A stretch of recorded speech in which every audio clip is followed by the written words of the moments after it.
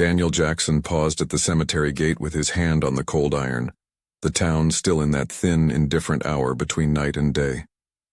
A bouquet of lilies lay in his other hand, white, slightly bent from the drive, an offering he had rehearsed in his mind a dozen different ways. He wore a dark wool coat that smelled faintly of cedar, and an airplane cabin. His shoes were new enough that the gravel crunched like a reminder. He had come prepared to close something he hadn't let himself mourn properly. The idea of his mother finally quiet and gone. He noticed movement before he noticed anything else. Shadows shifting under the low eaves of a small shelter set back behind the row of headstones. A woman was passing out paper cups and wrapped sandwiches. Children clustered around her like worn magnets. The early light pooled at her shoulders. Her hair was thinner than it had been in photographs, but she moved with a certain economy that betrayed a lifetime of work. He stepped closer because of the hands. They were the hands that showed up in the memory when he tried not to think. Thick knuckles, softened skin, tiny scars at the base of the fingers where a needle had once slipped. Those hands had tucked small coins into his coffee one winter morning when he was 17, and had left the county for a job he swore would make their lives easier. He should have felt grief. Instead, he felt the wrongness of surprise. The bouquet in his hand felt suddenly indecent, an offering for a ceremony that hadn't happened. She looked up as if sensing eyes. For a beat, their gazes met and the years pooled like a low tide. Recognition was a slow thing, not instantaneous like it is in movies. There was a tilt to her smile that he had seen in a photograph, one taken at his high school graduation, one she couldn't attend because the bus fare would have meant no lunch for the twins that week. She lowered a paper cup into a child's hand, and then stepped back, wiping flour-streaked fingers on the hem of an apron. Margaret? The name left him without plan. She did not say his immediately. She moved toward him as one moves toward an arriving stranger with something to be measured and decided. Around them the children edged closer, small bodies that wore too many layers or too few, faces that went from weary to bright the way sunflowers track light. "Daniel," she said finally. Her voice was small and steady, like a kettle waiting to be put on. Daniel Jackson. He watched her. She had kept the name intact, and so had the people who still called her by it in the neighborhood. For a long moment they stood like two people who had once shared much and whose maps of the other had since been drawn on different paper. He had left when he was 23. He had not come back, not truly. He had built things elsewhere, offices filled with glass and a brand that fit under the skin of the city like a name of its own. He had learned to pay people to carry the burdens he once shared, and in doing so he had learned to be absent with a kind of excellence. She offered him a paper cup. He took it because not taking it would have been ruder than accepting whatever small ritual she was offering. The coffee inside tasted like cities he had not been thinking of. It tasted of the kind of strength that doesn't need to be talked about. Around them, the shelter hummed. A kettle clanking, a child asking for more jam, someone laughing over something trivial and human. It was not a church, nor a cathedral of intention. It was utilitarian and tender in equal measure. "People said you were gone," he said, the sentence thin enough to be carried away by the wind. There was a notice in the paper. I thought—" "A mistake," she interrupted gently. "A misprint. Folks spread it. I didn't correct it. Didn't want fuss." He looked at her as if trying to read the lie from between the words.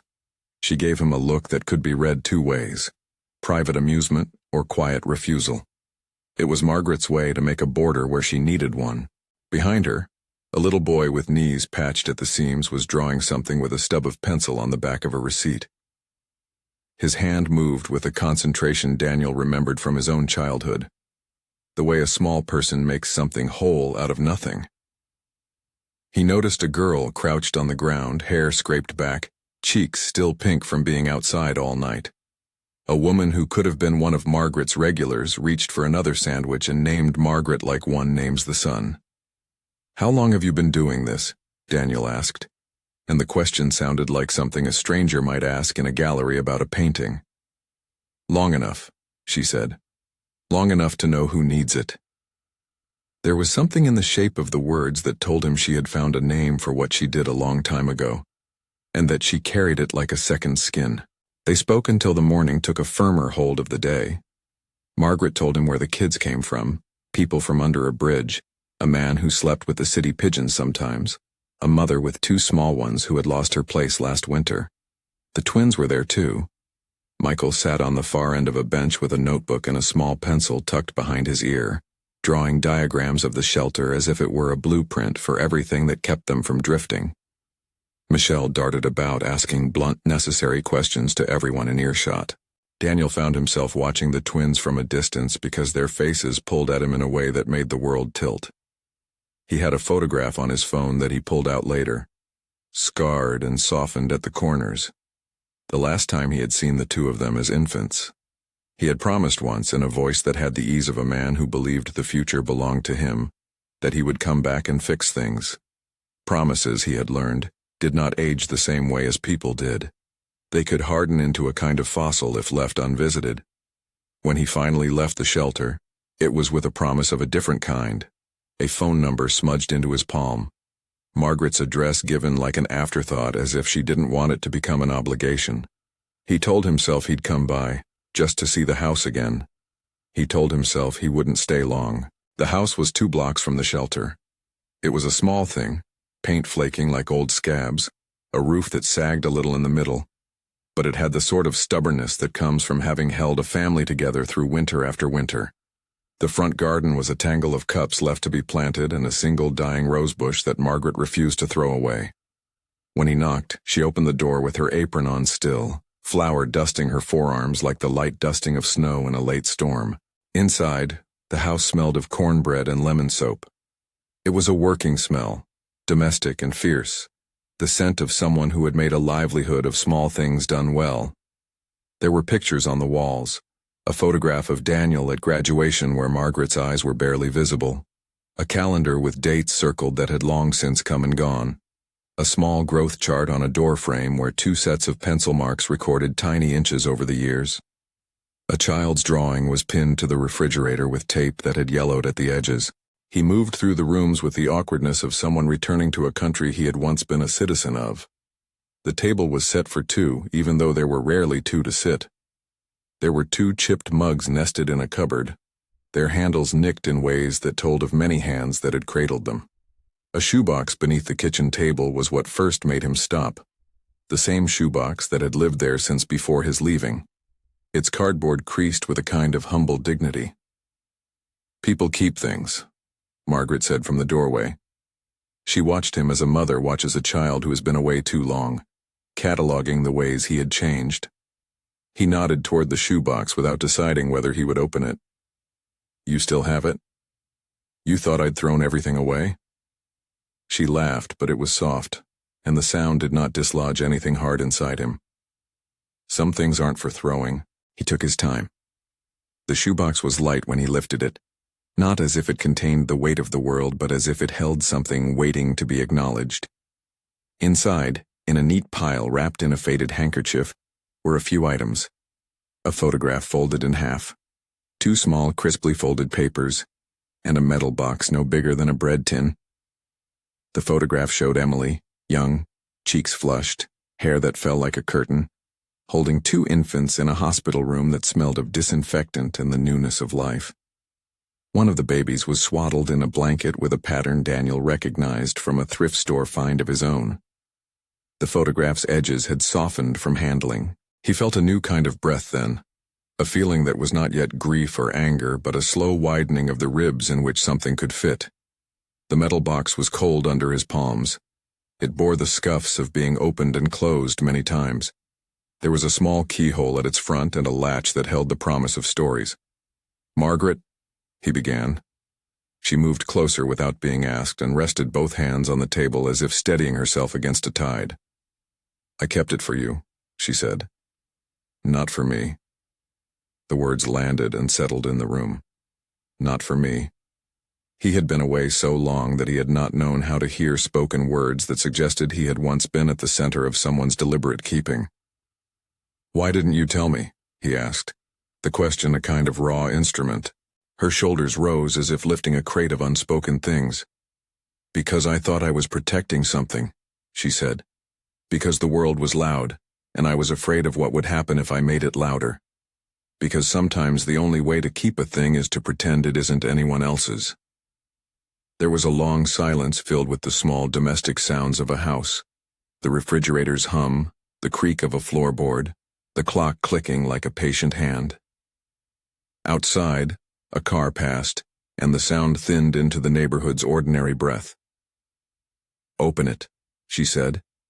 He did not know why he did. Perhaps it was the small animal curiosity that comes when a cage is unlocked. Perhaps it was the sense that a box could be a kind of altar for truth. He flicked the latch with a fingertip, and the lid gave with a tiny, resigned sound. Inside were documents folded and stacked like the slow confession of years.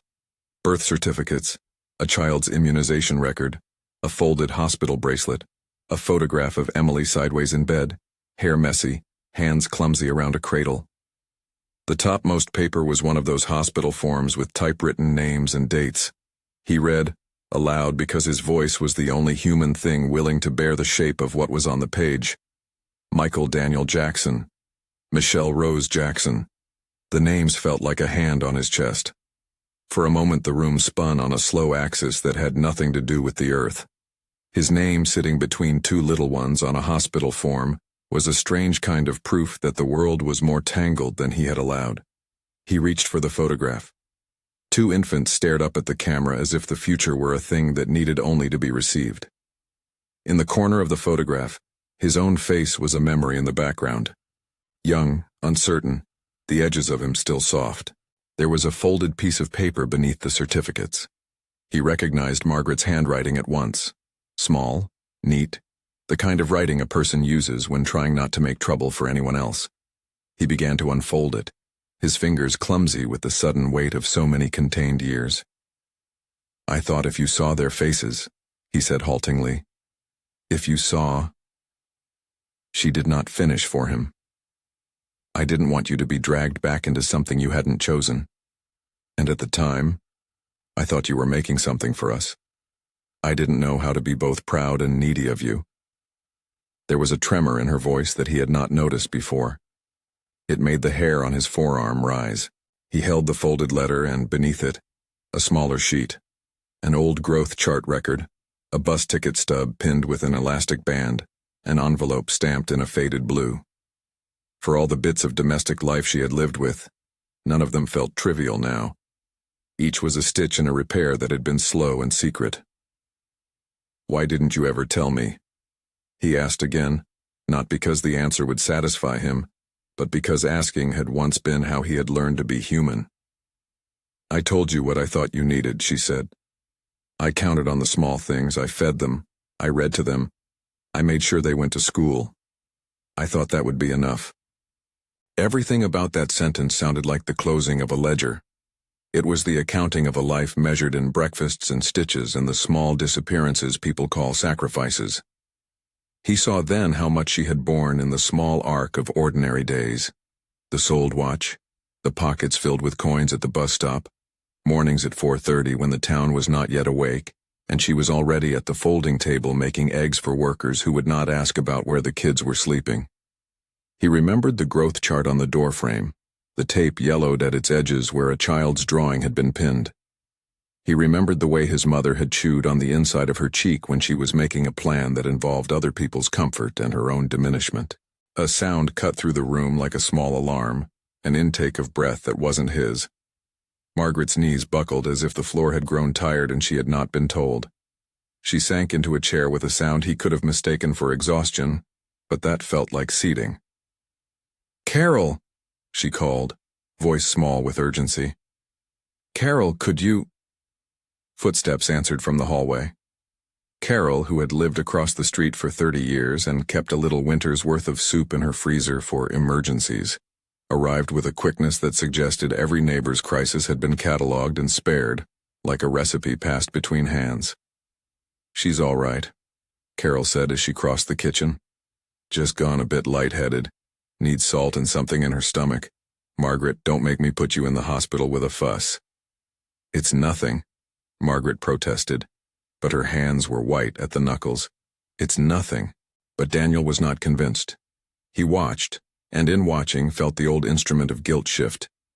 He had been a man who paid people to solve problems long before he learned to fix things with his own hands. Money could buy medicine, it could buy new gutters and a night's rest at a decent clinic.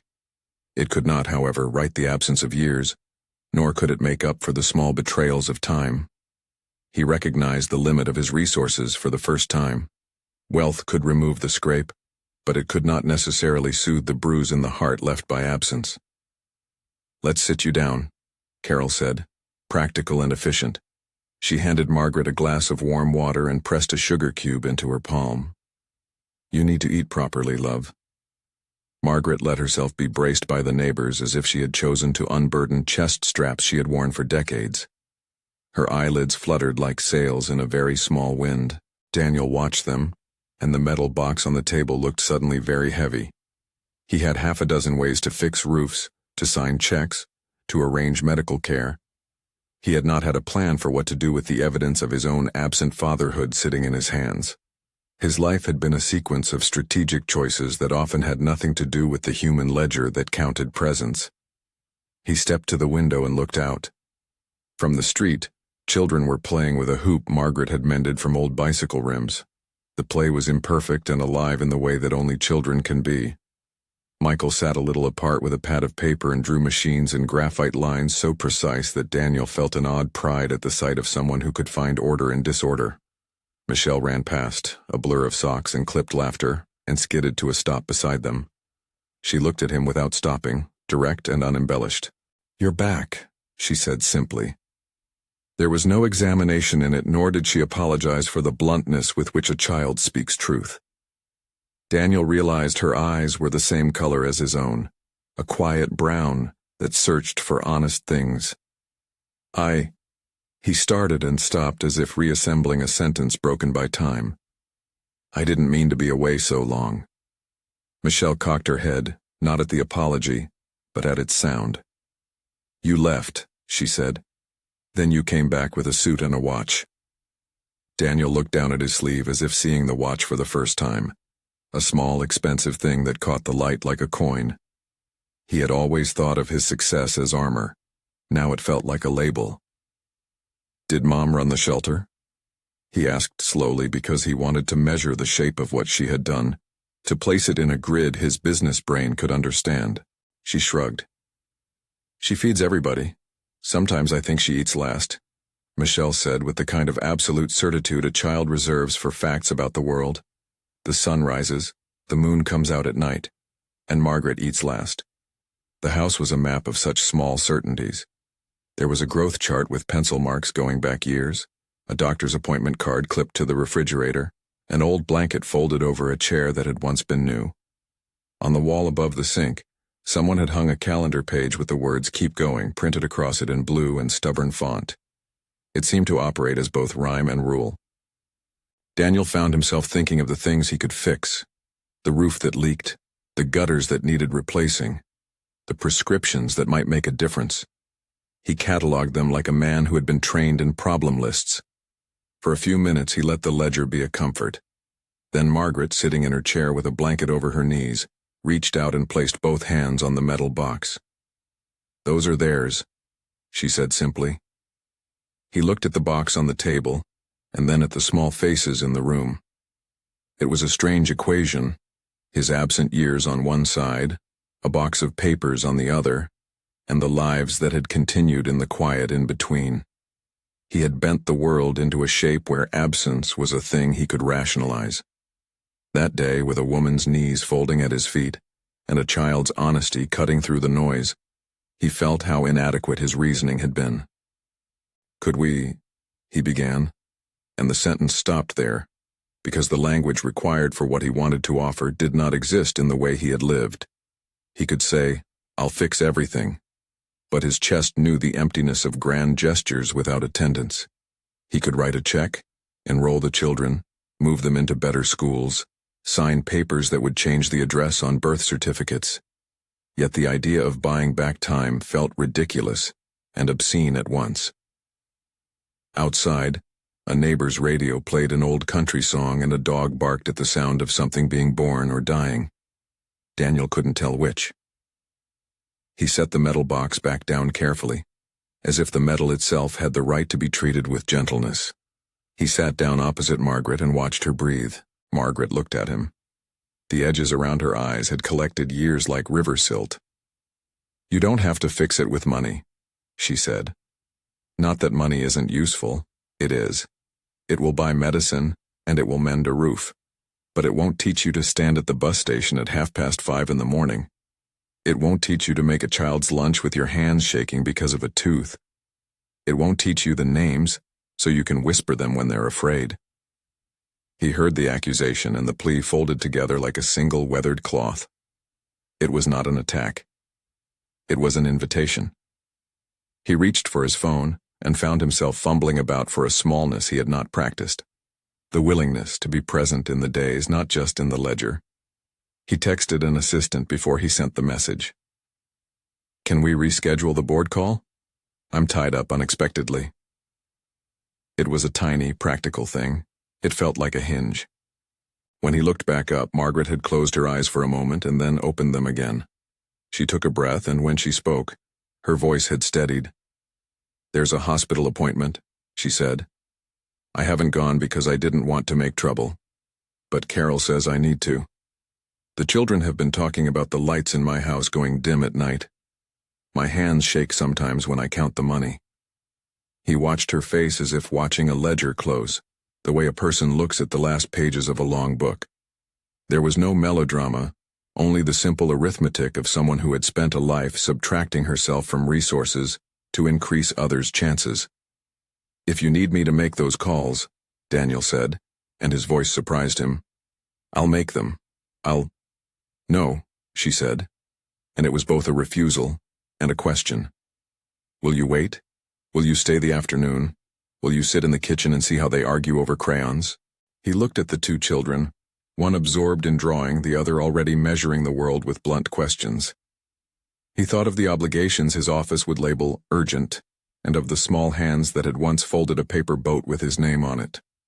He thought of the metal box and the way the paper inside had listed his name like a tether. "All right," he said. "I'll stay." Carol bustled about and made tea, and for a little while the house hummed with the ordinary mechanics of care. Margaret rested with her head on a cushion. Michael pointed out to Daniel the exact place in his schematic where the shelter could be reinforced against wind.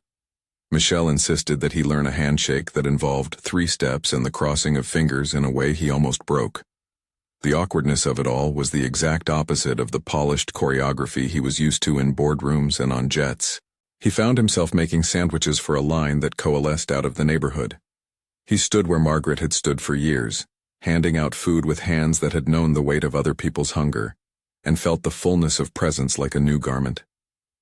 By late afternoon, as shadows lengthened and the light lost its edge, Margaret rose and steadied herself. Her face had a kind of tired triumph to it, the quiet satisfaction of someone who had kept her own oath without fanfare. Daniel watched her move, a slow, deliberate gait that had been worn smooth by the repetition of small mercies. He had thought his success would make him invulnerable to the small heartbreaks of domestic life. He was discovering that vulnerability now had a name. It was called being needed in an honest and undramatic way. He placed the metal box back on the table, where it rested like a small, patient thing. He had seen enough now to know there were calculations to be made, doctor's appointments to schedule, prescriptions to fill, papers to sign. Yet in the pause between tasks, in the corners where children traded stickers and soup was ladled out, something else began to rearrange inside him. The ledger that had once organized his life refused to be the only grid he used. There would be numbers and appointments, but there would also be the delicate accounting of presence. When Margaret stood to reach for her jacket, her hand trembled more than it had earlier. Daniel crossed the room without thinking and steadied her. For a moment they held the rhythm of a family returning to its elements. The metal box sat between them, its quiet presence like a hinge waiting to be turned. He picked it up, fingers tracing a dent along its edge. He did not open it again in that hour. Instead, he walked out to the porch and watched as the children, some of them belonging to no one and yet claimed by a community, ran circles in the street until the streetlights blinked on like small moons. The scene felt like a promise or a warning. He could not tell which. He knew, with a clarity that arrived without the dulled noise of meetings and spreadsheets, that something in him had to change. He had come to a cemetery to lay a wreath and found instead a life she'd been holding together. The discovery was not a story that could be closed with an expense account or a press release. It would take time, and it would take presence. He took his coat off and folded it over the back of a chair. He sat down again at the kitchen table, the metal box within reach, and waited while someone else in the house told a joke and the children laughed. The sound made something low and old in his chest unclench a fraction. Outside, the town settled into evening like wet cloth folding itself into neatness. From the porch, Daniel watched the light roll down the street. He had accomplished a great many things in life. He had built structures that scraped clouds and hired people who knew how to turn plans into stone. Now he held in his hands the evidence of a life that had been lived in the spaces he had neglected. The metal box was small and ordinary. It contained names and papers and a photograph. It was not, he suddenly understood, what would fix everything. It would be a beginning. If this story is resonating, please consider liking and subscribing. There are more stories like this waiting to be told. Later that night, when the house had quieted and the children had been coaxed into pajamas and the kettle had been put away, Margaret rose to get her blanket. Her steps were careful. Daniel followed her into the small bedroom because he felt the need to be where the action of the day had been concentrated. The room smelled like lemon and old paper. A single lamp threw a pool of light over the bed. On the floor, a small pair of boots sat where someone had kicked them off in a hurry. He saw again the growth chart on the door, the skinny pencil lines with dates, the way the marks stopped for a long stretch, and then continued, as if to vindicate survival. Margaret took the metal box from the bedside table and set it on her knees. Her fingers were not as steady as they had been earlier. When they were born, she said, I had to decide what would keep them safest. He watched her as if watching a confession that had been long rehearsed but rarely performed. The metal box had been a repository for choices and compromises. She had kept it as one keeps a talisman, because the world had not felt safe enough for the truth to be aired without consequence. The room was still. Outside, a siren wailed briefly, then passed. The house sat in a pocket of domestic light, ordinary and holy in its own small way. She opened the box, and for a moment, Daniel thought the room would hold its breath. There were papers inside, certificates, a hospital bracelet, a folded piece of paper with writing in a hand he knew, and then, at the very bottom, a small, crooked photograph taped to a hospital tag. He could see himself in the margin, blurred with sleep and the bewilderment of a young man who had been told that leaving would save everyone. Margaret looked at him, and the lines around her mouth softened. I never wanted to hurt you, she said. Before he could answer, the world shifted. Her hand tightened on the box as if a sudden pain had passed through her wrist, something thin and sharp that took with it the small comfort of routine. Her face went white for a second, and the breath escaped her in a small sound like paper tearing. Margaret? Daniel reached, but she had already slipped to one knee and then settled back in her chair with an effort that looked like surrender and courage braided together. There was a look of sheepish apology on her face that made him want to laugh and cry at the same time. Maybe I should see the doctor, she said, and the sentence was both an invitation and an apology. He crossed the small room in 2 long strides and took her by the shoulders. You're not going anywhere until we've made sure you're safe, he said, the words simpler than any plan he'd ever concocted. She nodded, and for a moment they sat there, 2 bodies leaning into the fact that an older woman had kept the lives of children in her hands, and had done so with a kind of stubborn grace. The metal box lay between them like a small moon waiting to be probed. When he stood to find his phone and call a clinic, he felt the old accounting begin to claw its way back into his head. There would be appointments to make, records to file, names to call. But in the pause between action and reaction, with the soft weight of the metal box a presence on the bed, he realized he had been invited, perhaps even drafted, into a task he could not fix from afar.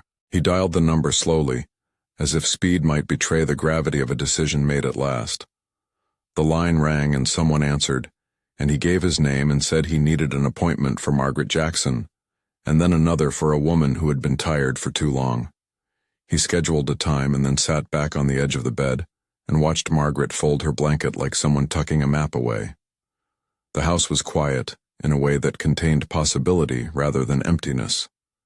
The metal box waited to be opened fully, and when it was, its papers would not be merely documents.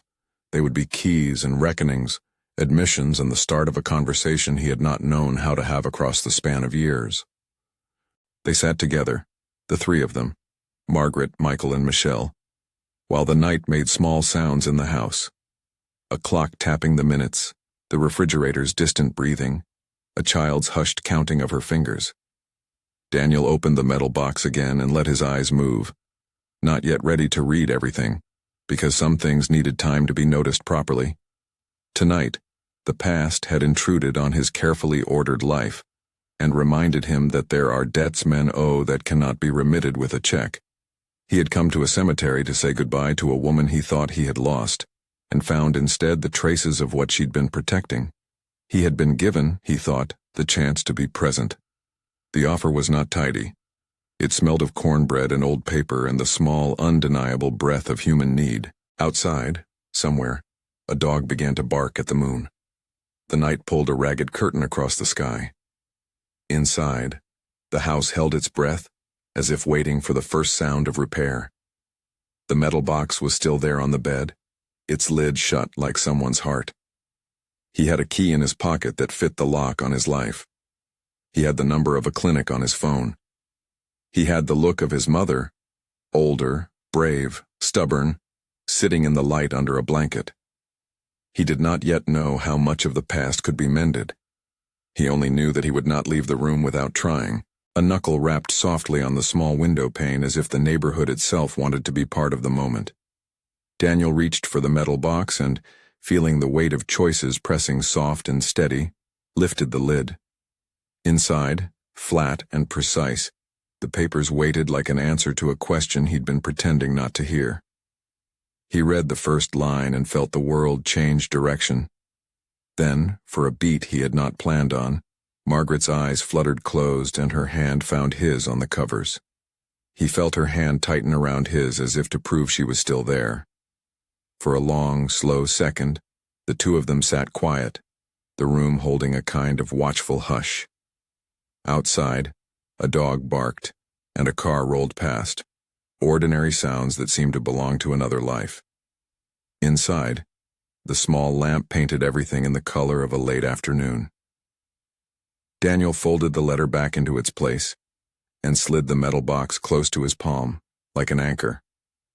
When Margaret's eyelids fluttered open, there was a new thinness to them, an almost transparent fatigue that made the familiar lines of her face look like pages worn by handling. She smiled at him with the practiced softness of someone who'd learned to make hard things look like small ones. "Call the clinic," she murmured. "Please." He did not need to be told twice. The phone call that followed was quiet and precise. An appointment, a plea for a same-day slot, the measured voice of a receptionist who had seen lives frayed and tucked back together before. He booked a basic set of tests, and when the nurse asked whether Margaret could get to the clinic, Daniel promised he would bring her, because for the first time in a long while the promise was not an abstraction he could defer. Carol, who had been hovering like a guardian in the doorway, sat in the kitchen and fussed with a dish towel the way a person fusses at a prayer. "You go with her," she told Daniel. Not because she needed permission, but because that was how neighbors share the work of keeping a life upright. "I'll look after the kids. Margaret needs a friend to come with her." The clinic smelled of antiseptic and vending machine coffee. The waiting room upholstery had the kind of give only 1,000 small illnesses could buy. Margaret moved slowly up the corridor, her shoulders set as if she carried something precious inside like a tray. The doctor, tall, with a soft professional patience, gave them the sort of brisk kindness practiced on people who bring entire lives into a single appointment. Tests followed, a hemoglobin reading that made the nurse's eyebrows climb. a chart filled with numbers that translated into facts the way a ledger translates a life into sums. Severe anemia, the doctor said, plain and without flourish. You're running on reserves, Margaret. You've been carrying more than the body was meant to. He spoke of iron, of supplements, of simple changes, and, with a careful concern, of the kinds of check-ins that would keep her safer. Margaret listened as if the news were the removal of a weight she had been pretending to lift alone. Her hands folded in her lap, the thin skin creased like crepe paper. At one point the doctor asked if she had been sleeping, and she smiled and said, "Not as much as I'd like," which was both literal and a half-truth. Carol squeezed her hand from the chair beside her and told the doctor where Margaret spent her mornings, how she went without sometimes so others could have more. The doctor nodded as if the medicine for this was not only tablets but the small, difficult task of getting someone else to notice. Daniel sat a little apart and watched each sentence settle over her like a layer of dust disturbed. He felt the economy of his own guilt tighten. Money could buy supplements, could pay for a specialist, could ensure regular visits. But money could not put back years. It could not return the countless mornings she had eaten last so 2 children could have bread. It could not change the calculus of absence. Still, he made the calls, set up refill reminders, arranged for a visiting nurse to check in while she recovered. Practicalities unspooled from his pocket like a map. A clinic, transportation, a calendar with pink squares for the days he would be present.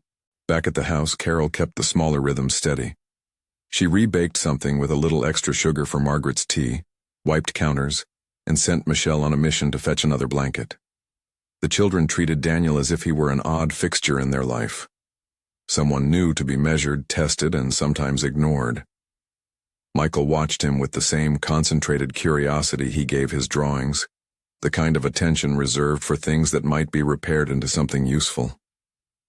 Michelle, meanwhile, had already decided whether he was good or not, and her verdict arrived quickly. "You gonna stay for dinner?" she demanded at one point, folding her arms like a small, important mayor. Daniel hesitated, checking messages, thinking of calls to be returned, and then found the answer rising in him before his head could list the reasons not to. "Yes," he said. "I'll stay." That night, with the 3 of them at the kitchen table, Margaret sipped very slowly from a cup of broth, letting the warmth move through her.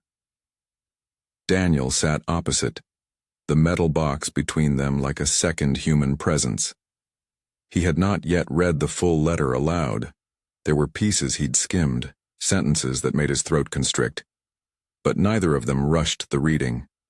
Some truths demand the time it takes to let the taste of them sink in. In the days that followed, a new rhythm settled, clinic visits interleaved with neighborhood mornings. Daniel learned how to set an alarm for 4:15 and to meet Margaret at the shelter before dawn. The early light made the town look as if it had been painted by someone who preferred unassuming colors. They walked the block together, carrying a box of bread and a small thermos of coffee. Daniel's hands were clumsy at first. He misbuttoned a child's coat, poured too much sugar into a paper cup, but he learned quickly. He learned the order in which people liked their jam. He learned names. Money took care of some things. New gutters, a proper repair for the sagging roof, a small lump sum that would ensure the housekeeper could take a few weeks when Margaret needed rest. But the more important changes were the ones that couldn't be wired. The shape of his week rearranged so he could be home more. The emails he let sit unanswered until Monday, so he could be present at school pickup on Fridays. The way he learned to listen to the argument about crayons and not interrupt until a child had finished. There were awkward moments. Daniel trying to make pancakes and burning the second batch. Fumbling a handshake Michelle had insisted upon. Sitting in a parent-teacher meeting where he realized he didn't know how to answer the question, "Does he read with him at night?" Because for years, he had not been the one to sit beside a child's bed. The first time he took Michael to the hardware store, Michael's eyes lit up at the sight of pegboards and screws. "You draw things like machines," Daniel said, trying for conversational ease. Michael nodded without looking up. "I like when things have a place to go," he said. "You like order," Daniel offered. Michael shrugged. I like it when things work. That small line, I like it when things work, stayed with Daniel. The boy's drawings were blueprints not only of models and shelters but of a sensibility, an insistence that a thing could be fixed if the right hands attended to it. Daniel began to see himself as one of those hands, awkward at first but learning. The metal box remained a touchstone. One rainy afternoon, after a desk that dealt with paperwork and not with people, he sat at the kitchen table while Margaret rested and unfolded the letter in full, reading it aloud this time so that the words would belong to both of them. Her handwriting, he thought again, had the small patient economy of someone who had written too many lists to be dramatic. The letter was simple. It described fear of dragging him back into a life that he had chosen to leave. Fear, too, of exposing the children to rumor and scrutiny. It explained, without melodrama, a choice. That she had decided to keep the twins close because she believed the world outside the front door would be harsher if their parentage were known and questioned. She wrote of small daily calculations, meals weighed against winter socks, bus fares, and the tiny victories that let a child live another day with lunch money and shoes. There were weeks the winter would eat the money, she wrote. It felt like saving them was what I could do when I couldn't change anything else. I thought your life was made for you and that if I asked for help I would break what you were building. I told myself that I was keeping their chance safe. Daniel's voice fractured at one line. If I asked for help I would break what you were building. Because he recognized that same fear in himself. Fear that asking would be a confession of dependence, a stain on ambition. Margaret's confession was not dramatic. It was arithmetic. It was a ledger of choices with small margins. There was also mercy in the letter, wrapped in a kind of stubborn humility. I wanted you to have room to become who you needed to be, she wrote. But I mismeasured time. I thought distance would be a kindness. It was not always. When he finished reading, there was no shouted denunciation, no theatrical falling to knees.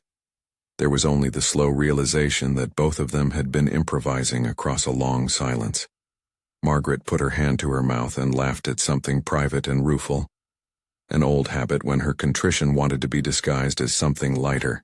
It's not a story without cost, she said. I kept them safe, yes, most times, but I also kept you away. I didn't want the boys' names to be reasons anyone thought less of you. I thought, wrongly I suppose, that silence would save us all. Daniel felt the blame and the apology settled together like rain. He had fought himself in the quiet that followed, not because he wanted to punish her, but because he did not know how to accept a past that had been made in the absence of his consent. He had thought of himself as the man who would fix things by stamping a check and the right plan. He was learning that restitution required the unnamed repetitive thing of showing up.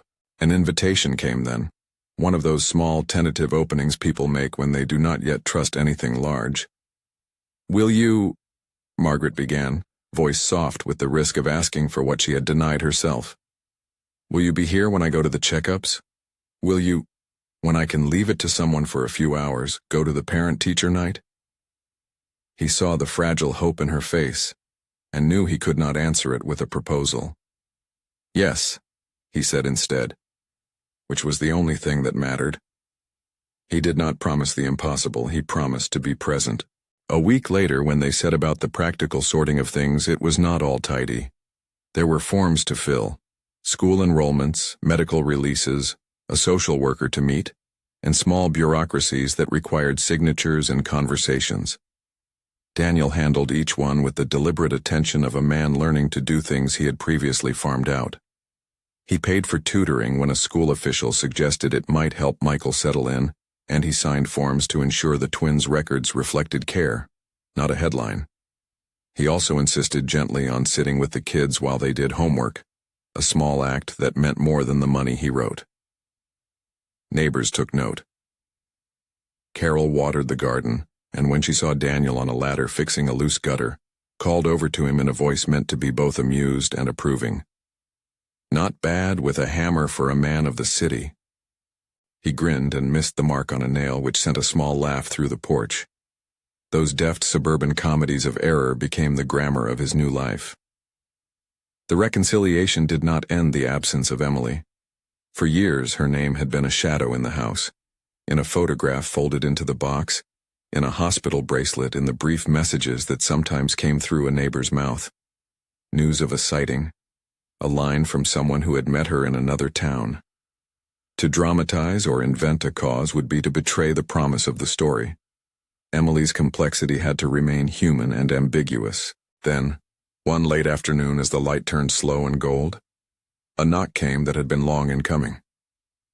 Margaret went to the door with the same careful step she took when she carried plates of food to someone in need. There, on the porch, stood a woman whose outline the house remembered like an old tune. She was thinner perhaps than in the photograph, hair pulled back, a coat buttoned a little too tight against wind that did not need to be that harsh. For a moment, there was silence, an entire life waiting in a doorway.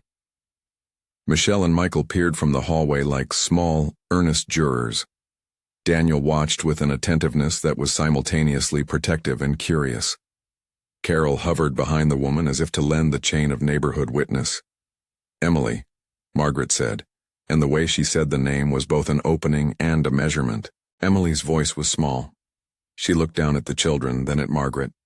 The words she chose were unembellished, the kind that come when someone has spent a long time practicing humility. "I didn't know where else to go," she said. I'm sorry. There was no dramatic scene, no raised voices. Emily's apology landed like a pebble in a bowl of water. It made ripples but no shattering. She did not explain herself. She offered instead the fact of her presence. That, in itself, required courage. Margaret stepped forward first and did what she had always done when life required mercy. She folded someone into it. "Come inside," she said. "Sit. We'll make you some tea."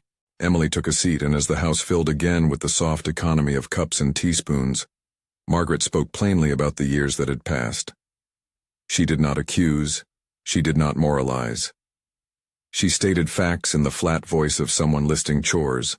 The twin babies had been kept by her. She had feared for their stability.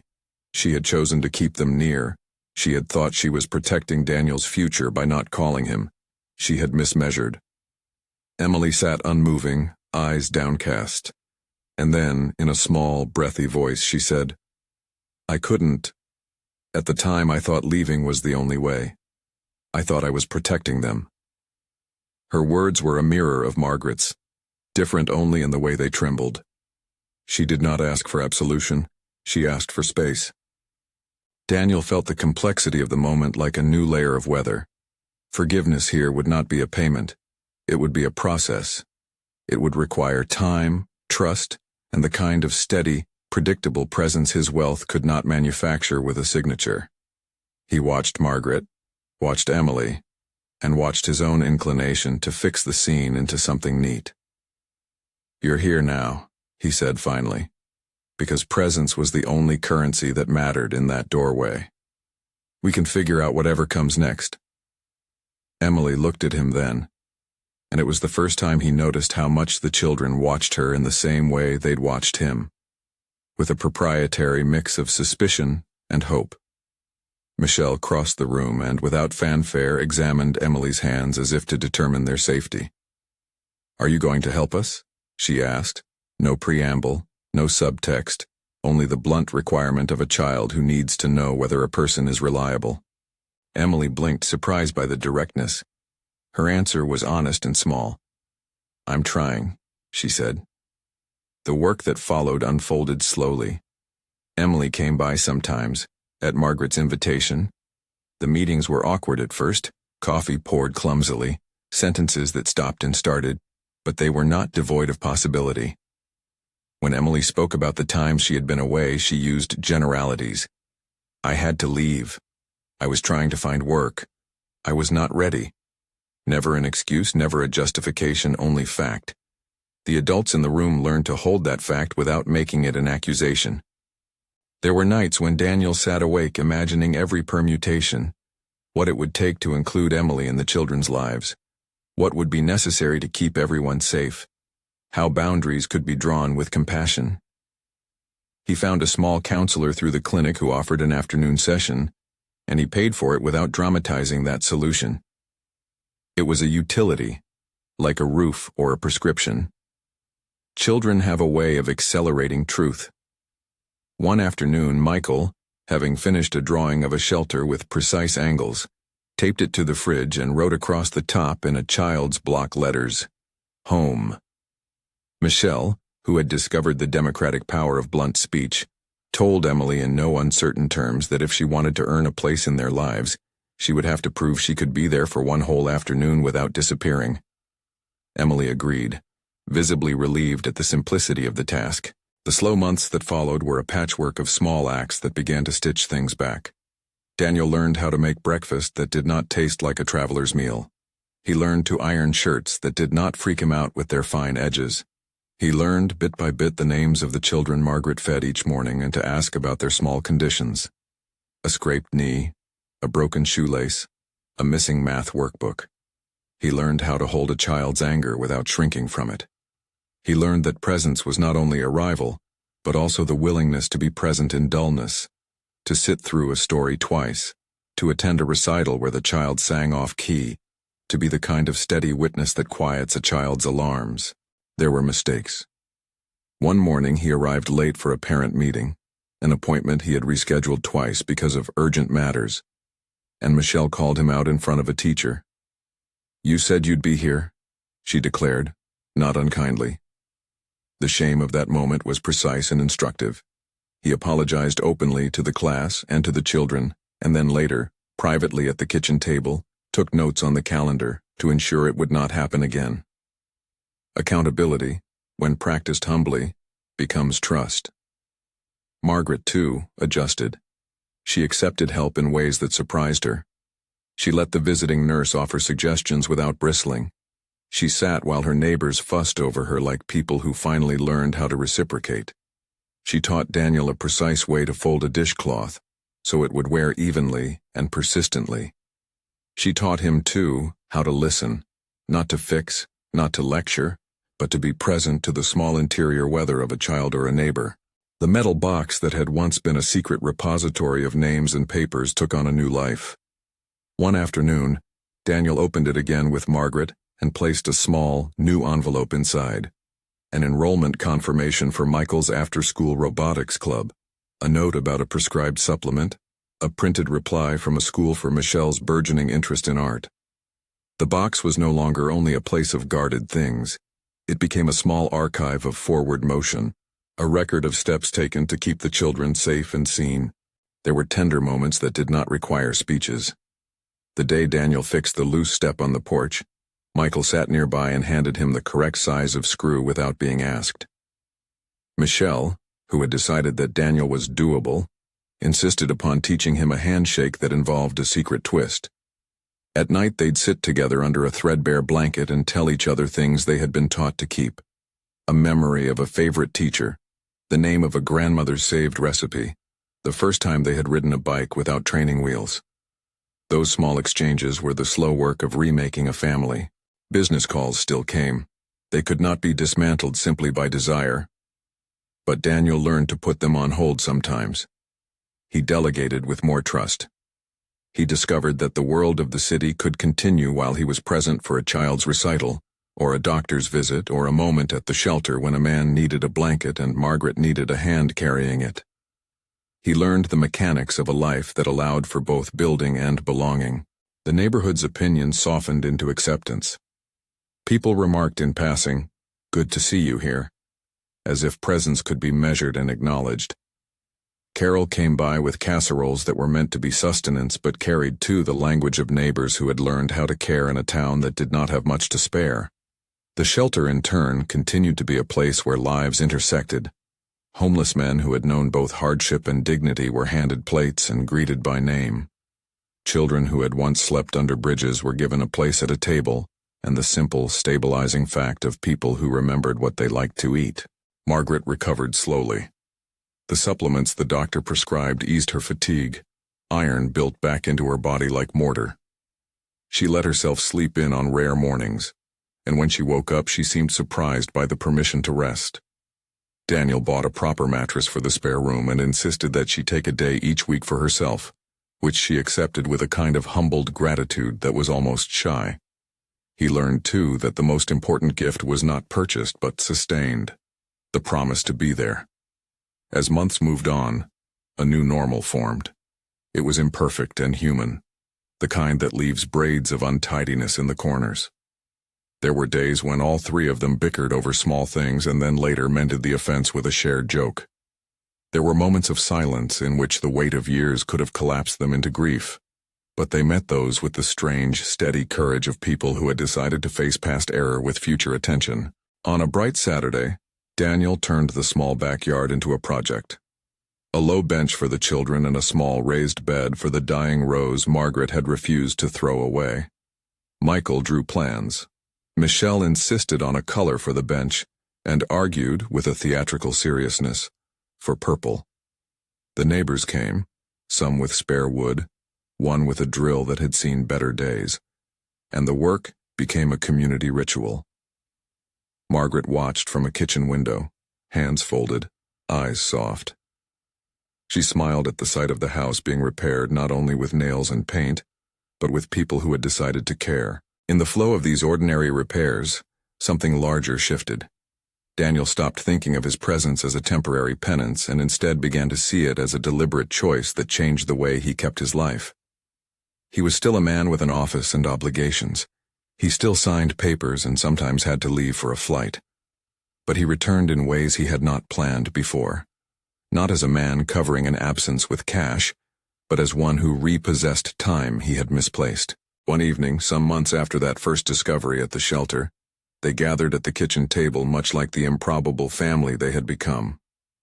The metal box rested on the shelf, no longer a source of secret, but a ledger of small victories. Michelle had homework spread open, markers in a chaotic bloom. Michael had a new drawing taped above the sink, a shelter with windows and a label, safe. Margaret stirred the pot of soup and hummed a tune Daniel couldn't place, and Carol chattered about getting the town garden in order. He looked at each of them. Margaret, stooped but strong, Emily, who had come and gone and come again, Michael and Michelle, who had been the heart of his reckoning, and felt something in him soften into a steady gratitude. He had come to a cemetery, he thought, intending to lay down grief like a wreath. He had found instead a life his mother had been keeping in the interstices of a hard town. He had been given the messy, redemptive work of being there. Money had helped buy time and medicine and new shingles. It had not bought forgiveness, nor did it erase the years of absence. But it had allowed him to use his hands differently. That night, after the children had been coaxed into bed and the cups washed, Daniel and Margaret sat on the porch and watched the street settle. A lamp across the way cast a warm coin of light, and a neighbor walked his dog in slow circles. At one point, Daniel turned to his mother. "Thank you," he said simply. For once, he meant it for everything. For the small mercies, for the hard decisions, for keeping the children safe when he could not. Margaret looked at him as if cataloging the change in him, the way a gardener notices early shoots. "We can make some things right," she said. "We can't fix all of it, but we can be honest about what we owe." He thought of the ledger again, no longer a document where he tallied debts only to try to erase them, but a map that told him where to point his life next. "I don't want to spend the rest of my life making up for what I missed," he said. "I want to spend the rest of it being here." She nodded, the lines around her eyes crinkling. "That's all any of us really ask for," she said. No sudden epiphanies followed, no tidy denouement in which every wound closed. What followed was everyday life. School recitals with missed notes and proud applause. Homework completed at a kitchen table with a half-drunk cup of tea cooling beside a pencil sharpening. A repaired porch that squeaked less with each passing season. Emily, when she came by, sat and listened to the children talk without needing to perform answers.